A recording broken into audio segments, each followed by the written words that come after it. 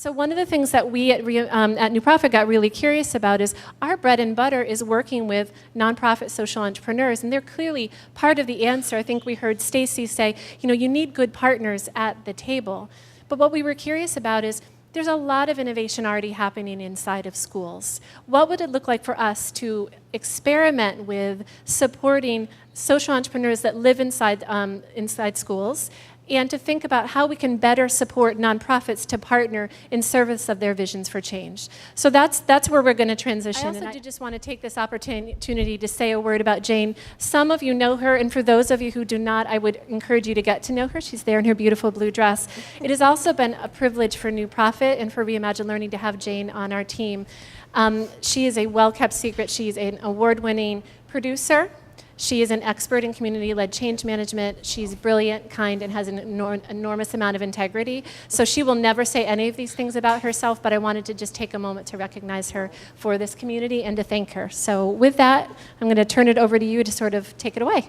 Good? Okay, yeah, thank you. Thank you, Jody. That was a really generous introduction. And kind of never thought I'd be in front of this community. So I just want to thank you for giving me the opportunity to be here. And I'm looking out, it's actually, the light is kind of strong, but I am seeing so many familiar faces, and so it really is a privilege, and it is a huge privilege. I'm getting a little choked up actually thinking about this right now, to be here with these three people with whom I've spent the last 2 years in very intense partnership. So I am going to take a moment to introduce them. Before I do that, I just want to say our focus here today is really school and district transformation. How does it happen, and how then do nonprofit partners find their way in? So the questions will be focused on that. I also just want to say about the Tower Foundation that New Profit and the Tower Foundation have been on a 2-year journey of discovery about what does it take to make change. What is it that needs to happen on the ground? And at Tower's insistence, because many of us spend our time up here, right, at the 10,000, 30,000, sometimes 50,000 foot level, what does it really look like, and how do we hold ourselves accountable to what is happening on the ground, and how do we use what's happening on the ground as a proof point of what works with respect to policy, program, culture, and practice. So with that, I am going to actually read the bios of the three people, the three wonderful people on this panel, because I don't want to miss anything. So this is Tracy Sawicki. She is the executive director of the Peter and Elizabeth C. Tower Foundation, based in Buffalo, New York. And it is a family foundation with approximately $145 million in assets. It provides funding to support initiatives that ensure children, adolescents, and young adults who are facing challenges brought about by mental illness, substance abuse disorders, intellectual disabilities, and learning disabilities achieve their full potential. Foundation support is given to nonprofit organizations in Erie and Niagara counties in western New York, and in Barnstable, Duke, Essex, and Nantucket counties in eastern Massachusetts. If that sounds like a kind of idiosyncratic catchment area, it's because that's where family members live, the Tower Family Foundation members live, and many of them have experienced learning disabilities in their families, which is what has prompted their work. So Tracy previously worked at the American Red Cross, Greater Buffalo, for 12 years, and during that time, she served as the chapter's assistant executive director. She has more than 25 years of experience in administration, fundraising, program development, and implementation. She's served on lots of boards and continues to support Planned Parenthood and Girl Scout Council of Western New York. And one thing I want to, is it called P Squared or P2? P2. P2, she worked closely with the P2 Collaborative Western New York, leading the consumer engagement component of the Robert Wood Johnson Foundation's Aligning Forces for Quality initiative. Okay, some of you may have heard about that. And then finally, she's a recipient of Business First 40 Under 40 Award in 2001, so we're giving your age away a little, and Women of Influence Award in 2017. So this is Tracy. All right, Mr. Riley, Superintendent Jeff Riley. Those of you from Massachusetts already know him. He's kind of a celebrity around here. Just saying. He's a veteran educator with nearly 2 decades of experience in school and district leadership. He started his career, many of you will be happy to hear, at Teach for America in Baltimore. Sorry, Buffalo's on my mind here, teaching special education. That's right? Got it right so far? Okay. As the principal of the Edwards Middle School in Boston, Jeff oversaw a turnaround effort that transformed the Edwards into the city's highest performing middle school. Before assuming receivership in Lawrence, and we'll get to that in a minute, Jeff served as director of High Tech Academy at Madison Park Technical Vocational High School. He was the academic superintendent for middle and K-8 schools and the chief innovation officer of the Boston Public Schools. So as I introduce Jeff and Margarita, I'm going to give you their little bio, then I'm going to give you a little bit about a summary of what they're up against, and then a little bit about what we did with them. Just to kind of get that out of the way, you'll probably get a little tight on my voice, so I apologize for that, but I just want us to take care of business so we can get to the meat of this. So in January 2012, Commissioner Mitchell Chester of blessed memory appointed Jeff to be the superintendent and receiver of the Lawrence Public Schools. It was the first school district in Massachusetts to be taken over by the state because of poor learning outcomes. In 5 years' time on Jeff's watch, state test scores have gone up in both absolute performance and student growth in English and math. The high school graduation rate has increased from 47% in 2010 to 71% in 2016. Dropout rates in the district have continued to decline from 8.6% in 2010 to 4.2% in 2016. And the number of level 1 schools has quintupled from 2 to 10. Okay, so we have levels, school levels in Massachusetts. That's our accountability system. 1 is the best, 5 is when takeover happens, 4 is just before that. But that's a lot of growth in a short period of time. One of the significant contributors to the Lawrence Public Schools' success is something called the Acceleration Academies, which Jeff created when he was in Boston. And he brought it to one school and then to many schools in Boston, and now it's at most of the schools in Lawrence Public Schools. And the goals of that, which Jeff will tell you more about, celebrate the best teachers, accelerate the learning for their students by maximizing the vacation weeks, the February and April vacation weeks in Massachusetts. So 1 week of the academies is equivalent to a month of direct instruction with the top quality teacher. So that's, so Jeff, when we tried to figure out with him, what do we want to do together? Because we went to the districts and said, what are your urgencies? What are your needs? And then what are our capacities and how might we find the sweet spot? Jeff said, can you figure out, we had this Harvard study that told us that the academies are really working, but can we get the stories behind that now, and basically the qualitative study, and that's what we did, and we'll tell you more about that in a bit. So I want to now turn to Margarita Ruiz. Margarita has 29 years of experience as a teacher, coach, principal, and network superintendent in the Boston Public Schools. So you see, we have 2 very good Boston Public Schools graduates. If there's a journalist out there, there's a story in where the Boston Public School leaders are planted around the country and the difference that they're making. So I just want to point that out. So Margarita honed her skills and developed a clear philosophy of education that begins with honoring the dignity of every person and developing solid relationships at every level of the organization. She opened the first state-of-the-art public Montessori school in the Boston Public Schools. She's very experienced in coaching principals and creating data-driven, rigorous learning environments. Born and raised in San Juan, so I hope you've had a chance to talk to Christine, right? Puerto Rico. Margarita was one of 6 children, and she was inspired by her mother, a teacher, who inspired her to enter education.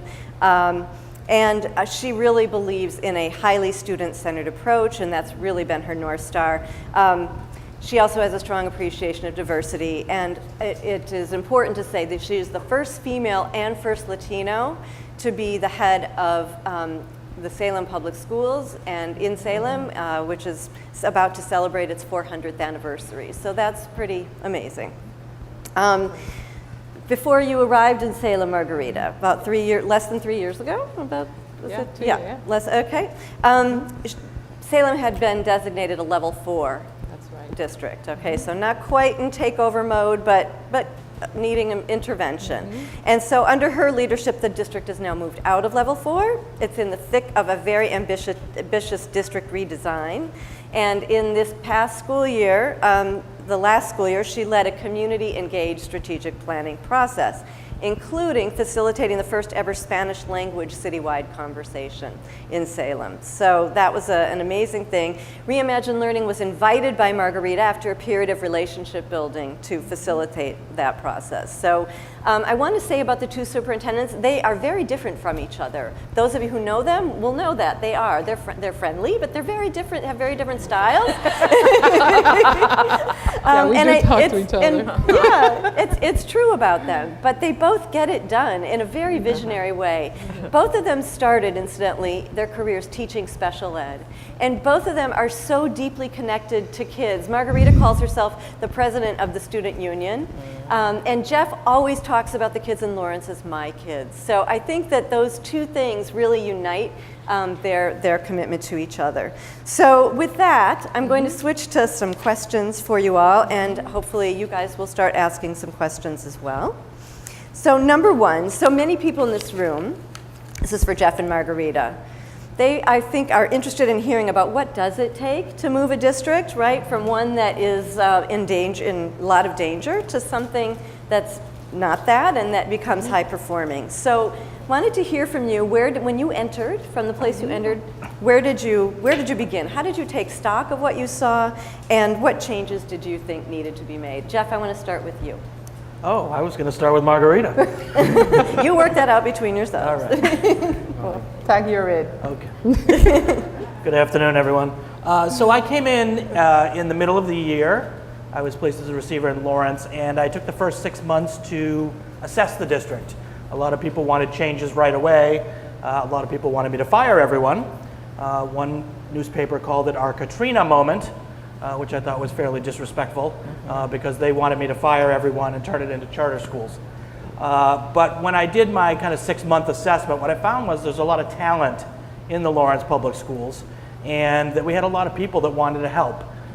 We were in some ways blessed by another negative story, which called Lawrence the city of the damned, which upset a tremendous amount of people in the city and got them even more excited to help the Lawrence Public Schools.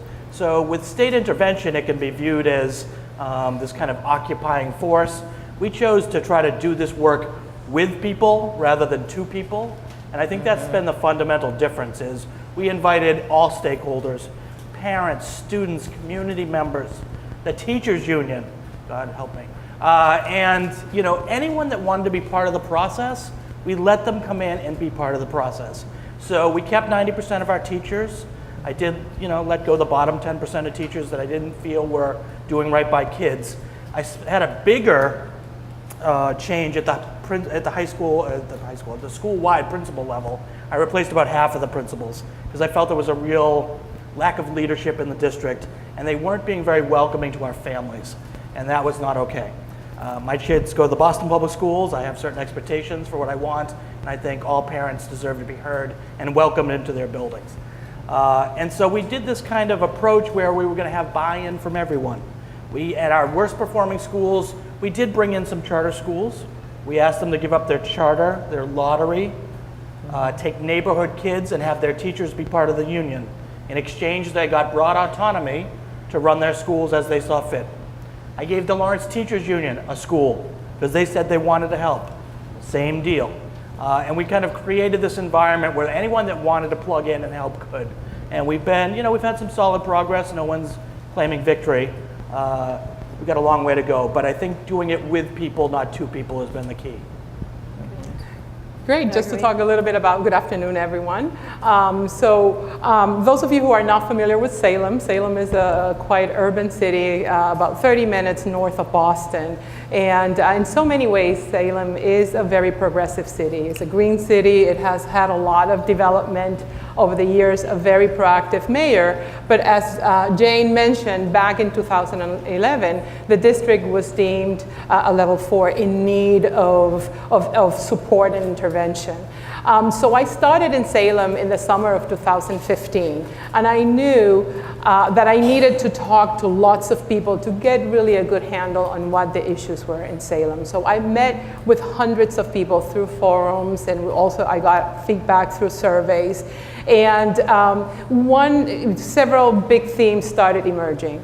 For one thing, the district, it was a district of declining enrollment, so we were experiencing, especially at the high school level, kids leaving our high school to go to private schools, charter schools, some of the technical high schools in the area. We also had pervasive achievement gaps between, amongst many of the subgroups, English language learners, students with disabilities, students that are economically disadvantaged. I also learned by talking to teachers that there was a high, looking at the data of the district, a high teacher turnover, low teacher morale, this whole thing about Salem being a level 4, and it was, I call that the black eye in Salem, that on the one hand we had this very progressive city, very diverse, but then our students that come from very diverse backgrounds were being underserved, and I think that the topic of equity really resonates with me. Also, I found that the families and the community were telling me that the district was not communicating effectively. Parents and community partners and community organizations felt that they were not engaged appropriately by the district, and that the lines of communication were broken, that they wanted more outreach, that they wanted to be a part of the work in the schools. That came out very, very, very clearly to me. And I also, through my talking and the entry process, I was able to see that Salem seemed to be a collection of independent schools, but it was not a unified district. And by that I mean that the district really didn't have a strong vision and mission for the work. So it became very clear to me that in order to address some of the challenges that I was seeing and learning about from the community, that we needed to develop a clear mission and vision, and also when I started there was no strategic plan in place. So one of the things very quickly after I began the entry process, I said to the district, we need, and I heard that from the stakeholders, we need a plan. There's no vision, there's nothing that is charting the future of the Salem Public Schools. So shortly after that entry process was completed, it was very evident that that was what we needed to do, was to engage in a strategic planning process. Great. Thank you to both of you. Tracy, this one's for you. Why was it important? I sort of alluded to it in my introduction, but why was it important to the Tower Foundation to support work in actual schools and districts and communities? So when we first started our relationship with New Profit, one of the things that we noticed was a lot of the work with the social entrepreneurs was work that was being done specifically in big cities. And the Tower Foundation is a family foundation, as you heard, and we have our family living in Buffalo, is actually where the mom and dad were from, Mr. and Mrs. Tower, but with the daughters living in small communities in Massachusetts. And what we said was, the work has to, all this great work is good in these great big cities, but what happens to tier 2 cities? What happens to rural cities? What happens, rural cities, what happens to rural communities, et cetera? So in what ways can we do this work as we go forward and bring it into a community in the Tower region as one opportunity to demonstrate how this work could be done in that environment? And so again, we picked Essex County because that is one of the communities in which the Foundation's family is living, and also because there was some momentum, and we thought that that was a good opportunity for us to do that. The other thing is we believe that the work has to translate down into real schools. And because we're a regional foundation, we see that often. A lot of times we hear about work that's done on this national level, we hear about a lot of abstract concepts, and at the end of the day, our trustees say, what about the children in the classrooms? Help me connect all of this regional work or this national work to the regional work to kids in a classroom. Show me how it makes a difference. And so for us, the only way to do that was to ensure that we were able to do some work in a district that connected with our trustees, and ultimately that we would create lessons learned that we can share with everyone. Great, that's wonderful. I have been seeing a couple of questions, and one up on the board, and one of them, I don't see it right now, but it's related to where do you start with the change process. So I'm going to turn to you, Jeff, because I think the Acceleration Academies are part of that story. You gave us a little bit about sort of what you looked at and what you saw and some of the action you took, but one of the actions that you did take was to establish the academy. So if you could just talk about that. What are they? Why are they important to you? So I think coming into a new district, it was kind of critical to get buy-in from the teachers. The teachers are our most valuable resource. They are the most important people in the educational process. Yet, in all this talk of systems and structural change and No Child Left Behind, we've kind of not embraced the teachers and listened to them. So I spent a lot of my time building a teacher leader cabinet, hearing from them on the ground level, in the trenches, what's happening, what they need, what they don't need. The other thing I did was I brought my teaching prize from Boston to Lawrence, which is called the Sontag Prize in Education. And essentially what it does is it marries kids who have high needs, typically kids that were in warning or needs improvement, with the best teachers we could find from the district, from across the state, and indeed from across the country. And it's a very competitive process. They go through an intense professional development at Harvard. We wine them, we dine them, we give them trophies and jackets and iPhones and iPads, things. Yeah, you do give we them give them iPads. things. And we treat them like they should be treated every day. And then we say, now go work with our kids. We'll give you 10 kids. Go work with them. We don't tell you, we say, you probably need to teach them these 6 or 7 skills. We don't give them a curriculum. They're great teachers. We say, you know how to teach, you do it. But these are the things that the kids are weak on and they need to learn. And it's not surprising to me, but it was surprising to a lot of other people that this 1 week of teaching produced statistically significant results and impact on a child's life. Because one of the things we don't talk about a lot is good teaching matters. And if you can get 30 hours of just English, you think about your average high school kid goes an hour of English a day. I'm giving you, so in a month that's 20 hours. I'm giving you 30 hours of English in a month, in 1 week, with the best teachers we can find from across the country. It doesn't surprise me at all, it's impactful. Great, that's really great. Can you just elaborate a teeny bit, Jeff, about how? No. About how? Oh, please. About how you've seen the academies create more district-wide transformation. So what's been that import from? So I think the key to the program is, we spent a lot of time. In the first year we rolled out Sontag in Lawrence, I actually met with the different school teachers in teams, and we talked about their individual kids. And that's how we picked the kids for the program, who were the most needy. Then we did the intervention with the week of direct instruction, and then the teachers saw, whether they were Sontag teachers or not, the results. And when teachers see something that works, then they become more excited about it. Anything in education is like a virus. It spreads if it's good, if that makes sense. So people saw that it was working at this kind of larger level, and so people started using those techniques in their own classrooms. We have this lie in education about differentiated instruction.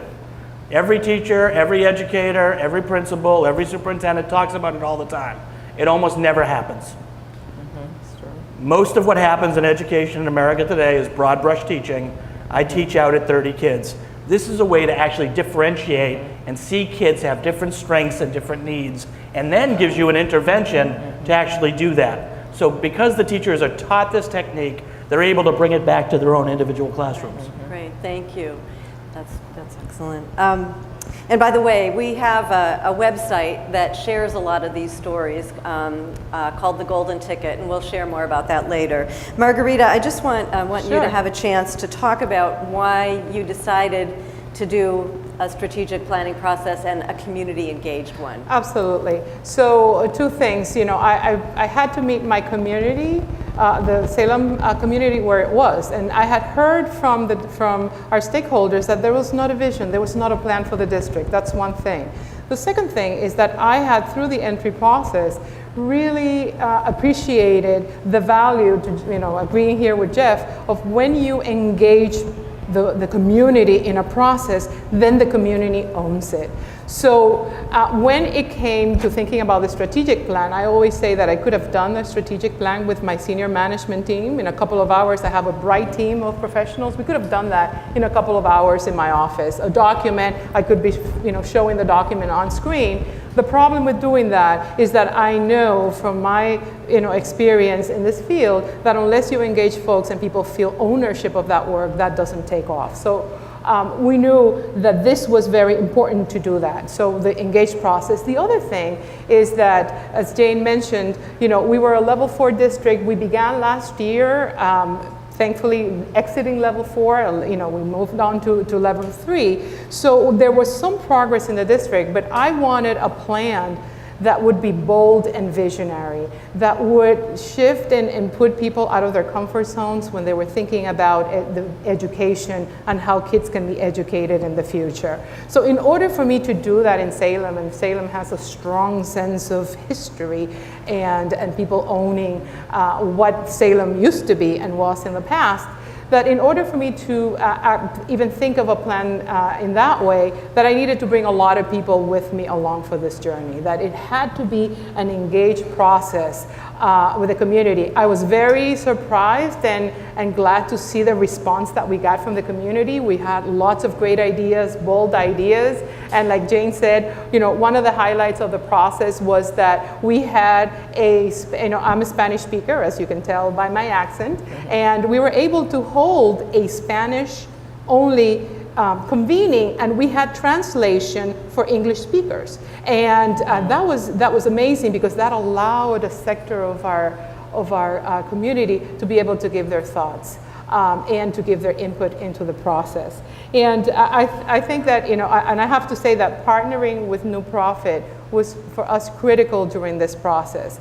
Not only did Jane and her amazing team and the folks from New Profits helped us, think about the governing structure of the process of the work teams that worked, on the different topics that we elaborated. They helped us with the community convenings, but they also helped us take all the feedback that we heard from the community, synthesize all of that feedback into an action plan and a work plan. But more importantly, I think that they also helped us really frame what the future of education really should be. And for us and my team and the principals and the folks in Salem to think boldly about this work. I don't think that had we been doing this in an office doing that quick strategic plan, that we would have had the opportunity to do all of that. And also having New Profits help us message to the community, what do we need to change in order really as a district to meet the needs of our 21st century learners. And our plan has now 4 pillars that speak to teaching and learning, the high school experience, how do we empower and support our staff, and how do we authentically engage our community. And now is a plan that our city and our stakeholders feel that it is our plan. That's great. Well, that's a really good segue to a question that has come from 8 people. And it actually happened to be the next question on my list, so I'm going to ask it, which is, there are a lot of people in this room who might want to partner with your districts. So I think I'd like to ask each of you, what do you look for in a nonprofit partner, and what is the best way? I mean, whose calls do you take, whose do you ignore, that kind of thing. It happens. So what is an ideal nonprofit partner? How do they enter? What is the best way to do that partnership? So Jeff, I'll ask you first, and then we'll turn to Margarita. So I guess, first and foremost, we're looking for mission alignment. Is there a match between what the nonprofit partner wants to do and what we're actually doing? A lot of times we get people that want to do programs with us, but it doesn't align to what we're trying to do, and so we say no. That is particularly hard in a district like Lawrence or Salem, where we don't have the same kind of access to philanthropy that Boston does. And I mean, no disrespect to Boston, my children go to the Boston Public Schools, but philanthropy is highly centered on the Boston Public Schools, and so smaller gateway districts often have to fight for scraps sometimes. We do have a few tremendous partners that have been with us from the beginning. Several of those people are in this room today. But the reality is, right, it's a different kind of process when you're outside of kind of the Boston catchment zone. To that end, my job is not to say, see you later, although sometimes there are things that just these programs that I just don't believe in that I will say no to, but is to try to change the mind of partners to say, hey, what about this instead of what you're thinking about? Or can we kind of come to an agreement, a compromise, where we can both kind of get our needs met?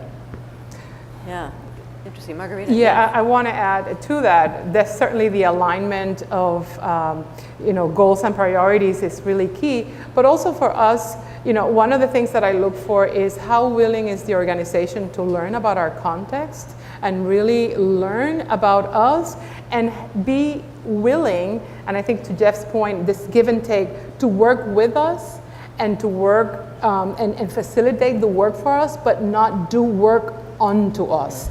And that is very, especially, very important in a small community like Salem. When I was talking to Jane and her team about thinking about partnering, that was very key. The other issue is sustainability. Thinking about, is your program one that will build capacity with the teachers and at the school level so that when the program leaves, the school is left with that capacity. Oftentimes districts are find themselves challenged fiscally to try to fund add-ons when a program is no longer sustainable. Right, great. I'm going to go with another question from the audience. What do you most need to, what do you need support for in change, in this kind of change work? I know what they're going to say. What do you need? We're in the middle of deep high school redesign right now. So we have over 200 kids going to college early as juniors and seniors, either at Northern Essex or Merrimack College. We're also trying to get internship, work-study opportunities for our kids with businesses. So, in that kind of changing high school space. But academies are something we're always interested in. I mean, we have tried very hard to Margarita's point about sustainability, is that when the cliff comes and the funding runs out, the district needs to be able to absorb the program. And typically we say no to programs if they're not worthwhile enough for the district to be able to say, we will absorb this going forward. Right.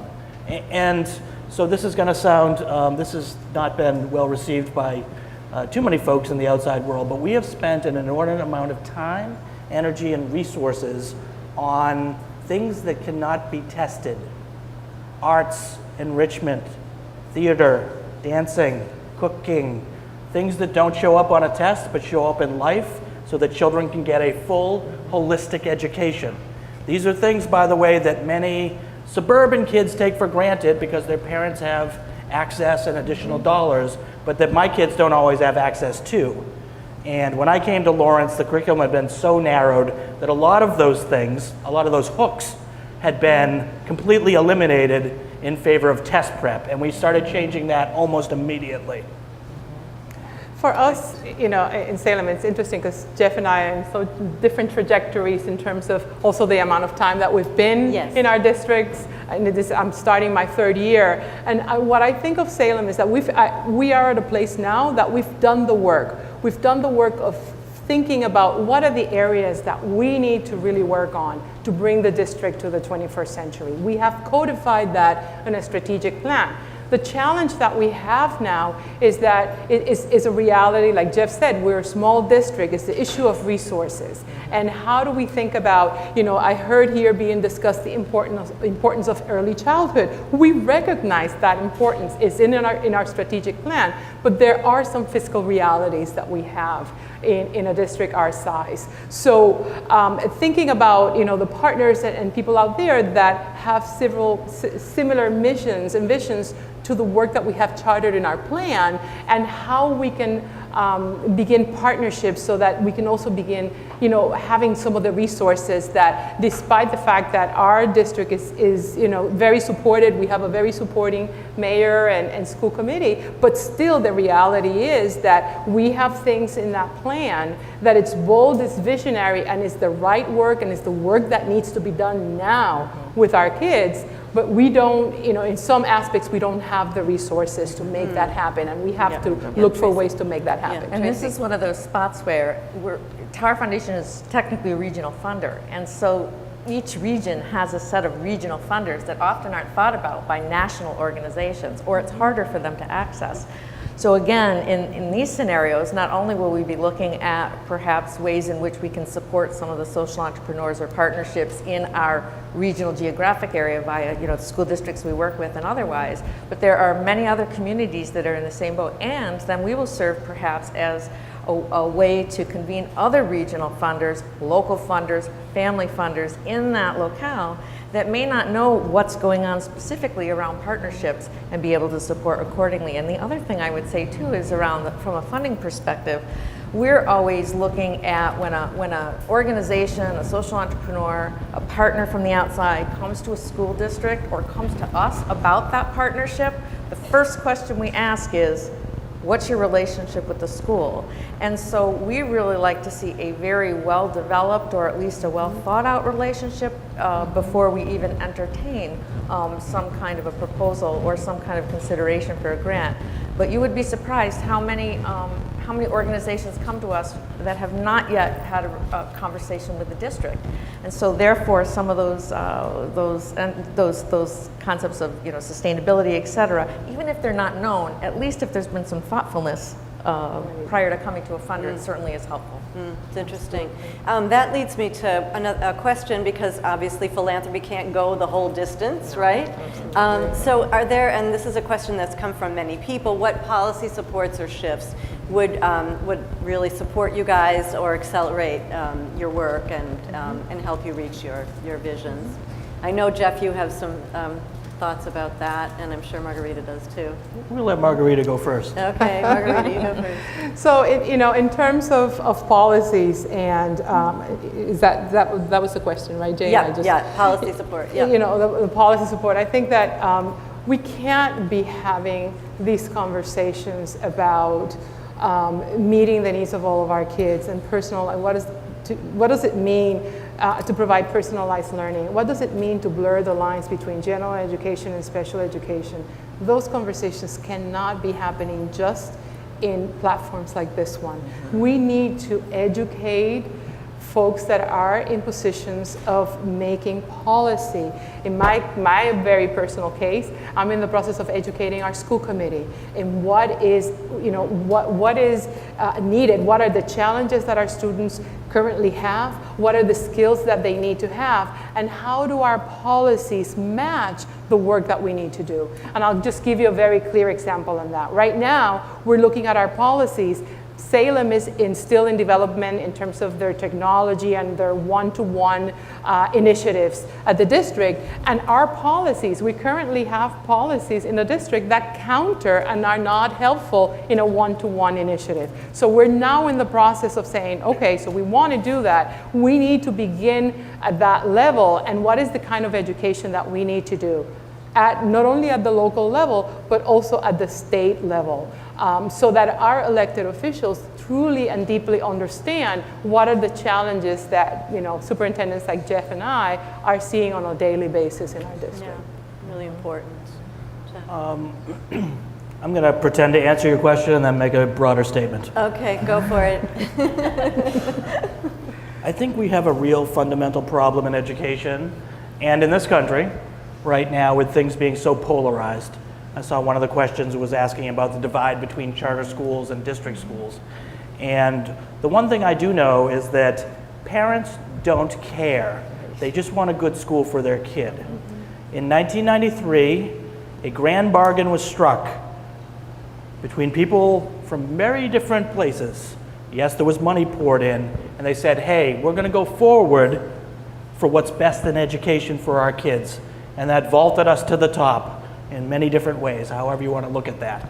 Things have been fractured in the last few years. There's a lot of animosity still out there.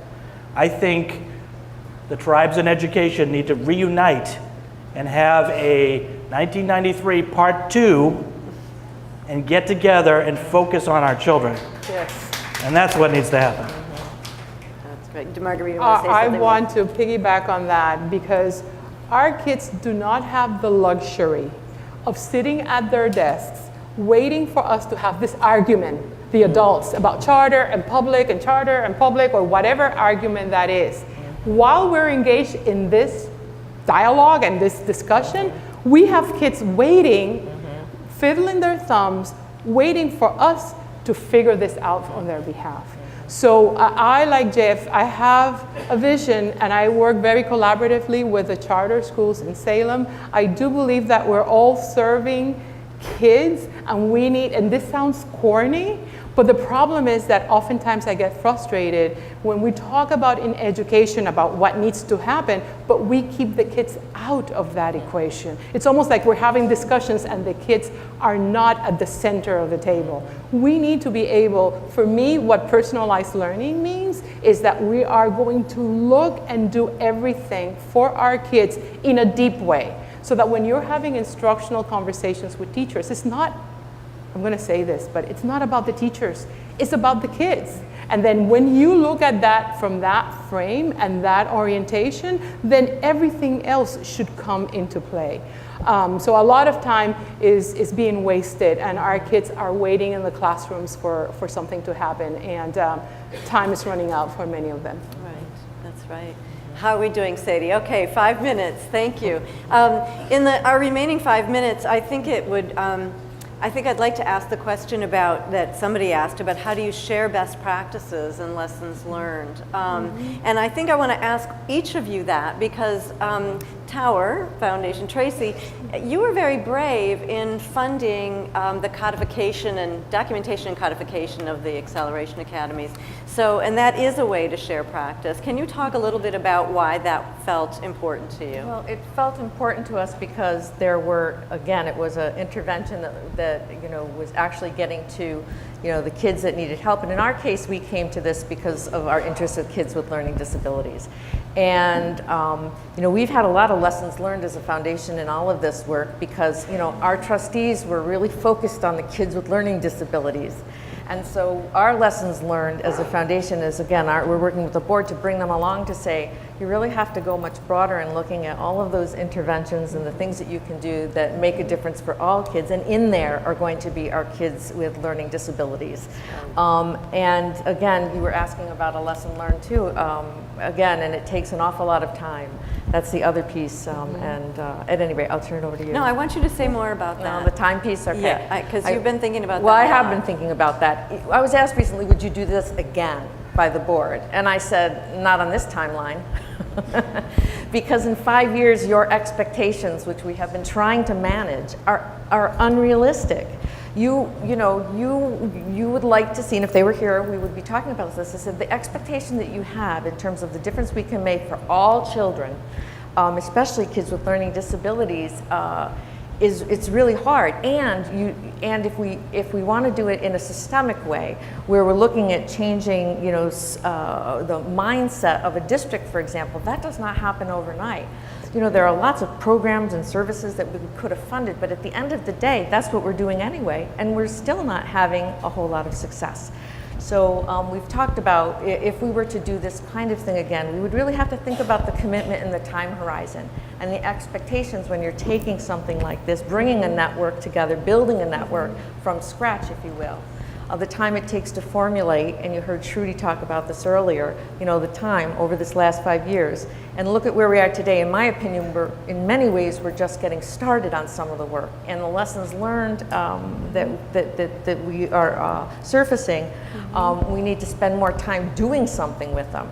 And like you said, the kids can't wait.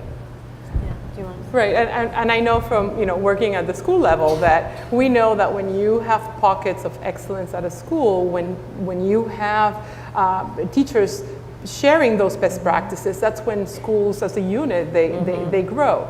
So I think it's very important. As you know, I feel in Salem we had a great process. We had the way that we crafted our strategic plan and the process and the support that we had from nonprofit. I think it was very successful. It was very well received by the community. The community really is behind it. That I feel the responsibility to share that with other districts, and also always keep an open mind for doing my own learning as well. That, you know, I have not reached any sort of destination whatsoever, but to keep also myself as a learner and keeping my staff and my district also in a learning mode. Jeff? So my view is fairly parochial. I'm in charge of 14,000 children and then 2 down here in Boston. So it's hard to share with other people. I mean, Margarita and I run into each other at Urban Superintendents Networks meetings, and we maybe can laugh about the good old days in Boston, but there's not a lot of time to kind of share all the things that are happening, which is why with our academies, and we had New Crawford and Tower come in, and they really did all this work to kind of capture all the information and make it in a digestible, usable format. At the same time, we had the Lynch Foundation start this whole program, which is separate from me because I don't have time to do it. They hired an executive director, and they have a match if people want to jump in, up to $200,000, so this can be brought to Chelsea and Somerville, and Lynn is doing it, and maybe some other places, because people are interested in it. But without that kind of philanthropic support, it would have been lost in the vacuum. We don't have time as educators to, and we wish we had more time to share with each other, but we don't always have that kind of time. So funders and foundations and organizations like New Profit can be helpful in adding capacity in Absolutely. that way. Oh, absolutely. Yeah. So I think that's the end of our time. I see the time card back there. I want to thank each of you, first of all, for being on this panel, but second of all, for giving me, Sarah, you talked about meaning, for giving me the most meaningful experience, professional experience I could ever imagine. And I'm very grateful to you and to your service to the children of our country. Thank you. And we're equally grateful to you. Thank you.